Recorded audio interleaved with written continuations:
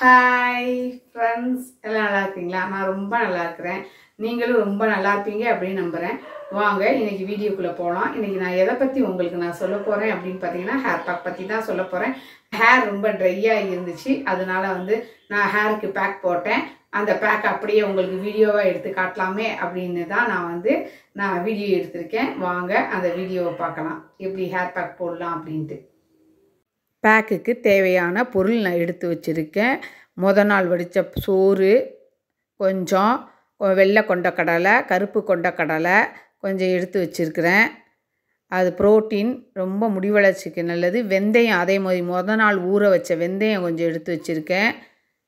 முருங்கைக்கீரை கொஞ்சம், ஒரு கைப்பிடி அளவு முருங்கைக்கீரை, கருவேப்பிலை, செம்பருத்தி பூ கொஞ்சம், செம்பருத்தி இலை கொஞ்சம் எல்லாம் எடுத்து வச்சுருக்கிறேன். இதை எல்லாத்தையும் நம்ம ஒரு மிக்ஸி ஜாரில் போட்டுக்கலாம். போட்டுக்கிட்டு வடித்த தண்ணி கொஞ்சம் எடுத்து வச்சுருக்கிறேன். அந்த சோறு வடித்த தண்ணியை அது தண்ணிக்கு பதில் அதை சேர்த்து நல்லா நான் அரைச்சிக்கிறேன். ஃபஸ்ட்டு இலையெல்லாம் அரைச்சிக்கலாம், அப்போ தான் நல்லா அரைப்படும் அப்படின்றனால அந்த வடித்த தண்ணி கொஞ்சம் ஊற்றி நல்லா அரைச்சிக்கிறேன். அப்புறம் வெந்தயம் அரைச்சதுக்கப்புறம் வெந்தயம் போட்டும் அரைச்சிக்கிறேன். அப்புறம் அந்த சோறு எல்லாம் போட்டு அதையும் நல்லா அரைச்சி ஒரு பவுலில் மாற்றி வச்சுக்கிறேன். இப்போ நாளே நான் நல்லா தலைக்கு எண்ணெய் அப்ளை பண்ணிட்டேன்.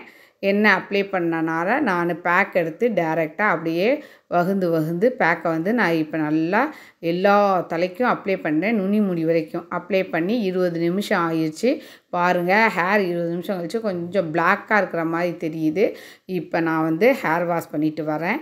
என் ஹேர் பாருங்கள் எப்படி பொலிவு இல்லாமல் இருந்துச்சுன்னு. இந்த பேக் போட்டோன்னே எவ்வளோ அழகாக இருக்குன்னு பாருங்கள். ஹாய் ஃப்ரெண்ட்ஸ், நான் இப்போ குளிச்சுட்டு வந்துட்டேன். குளிச்சுட்டு வந்து பாருங்கள், என் ஹேர் பாருங்கள் எவ்வளோ நல்லா இருக்குன்னு.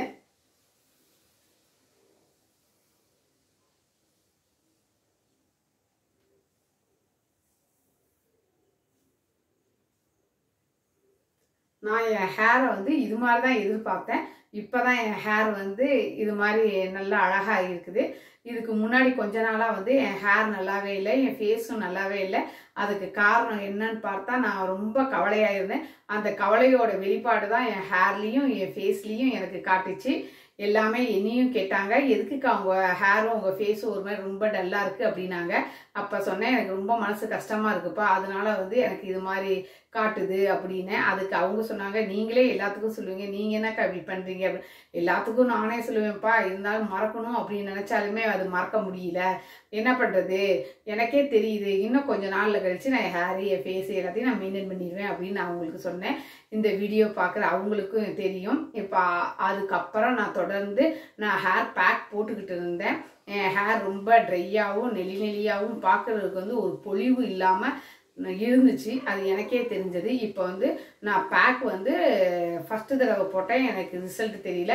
2வது தடவையும் போட்டேன், எனக்கு ரிசல்ட் தெரியல. எனக்கே என்னடா நம்ம பேக் போடுறோம் எல்லாம் பண்ணுறோம், நம்மளுக்கு ரிசல்ட்டே தெரியலையே அப்படின்னு நான் மனசில் நினச்சிருந்தேன். இப்போ 3வது தடவையே அந்த பேக் போட்டோன்னு தான் என் ஹேர் பழைய ஹேர் வந்திருக்கு. எனக்கு இப்போ தான் எனக்கு ரொம்ப சந்தோஷமாக இருக்குது. என் ஹேர் இது மாதிரி தான் ஸ்ட்ரெயிட்டாக இருக்கும், எந்த நெளிவாகவும் வளைவாகவும் இருக்காது. என் ஹேர் இது மாதிரி தான் இருக்கும். நான் நினச்ச மாதிரி என் ஹேர் இந்த தடவை தான் வந்திருக்கு. எனக்கு ரொம்ப சந்தோஷமாக இருக்குது.